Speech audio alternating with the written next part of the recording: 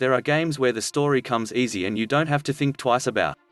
There are others, like what we just saw between Juventus and Inter Milan at the Allianz Stadium, where there are so many twists and turns you rely more on the delete button more than anything else because you know damn well what you wrote in the first half ain't necessarily going to be true at the final whistle.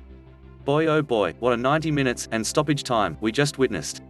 I'm guessing the Italian media will just let this kind of result and refereeing performance just go quietly into the night knowing what was at stake for the former Italian champions. But nah. Juventus beat Inter 3-2 on Sunday night. That is the easiest part of this game to figure out after what we just saw take place in front of us.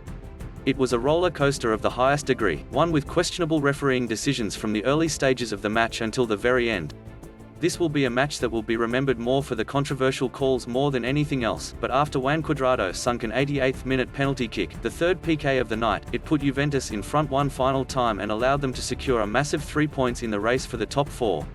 And after all of that, all the drama and surely the headline-worthy comments from those on the losing end of the final score, Juventus is in 4th place for at least the next few hours. Now, breathe. Or at least try to. Sometimes it's tough after a second half like that. This was a wild one, and one that lived up to the complete unpredictability that this season has provided. I think it's fair to say that optimism wasn't all that high knowing what Juve's form has been over the last month or two, and when you combine that with Inter recently clinching the title and knowing what the current top 4 situation is, then there was a chance for the new Serie A champions to come through and run right on through Andrea Pirlo's squad. But that didn't happen. It didn't happen in the slightest.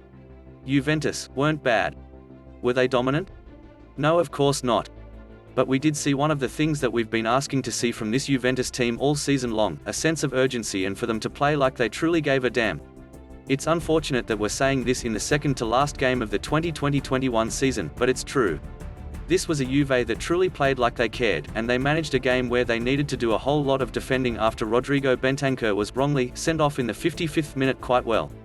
That is not something we can say about Juve a whole lot this season, but even though they needed Cuadrado to put them back in front with the final chef's kiss moment of the day thanks to Gianpaolo Calvarese, this was far from Inter dominating Juventus or anything close to it. Juventus needed a performance like this against Inter.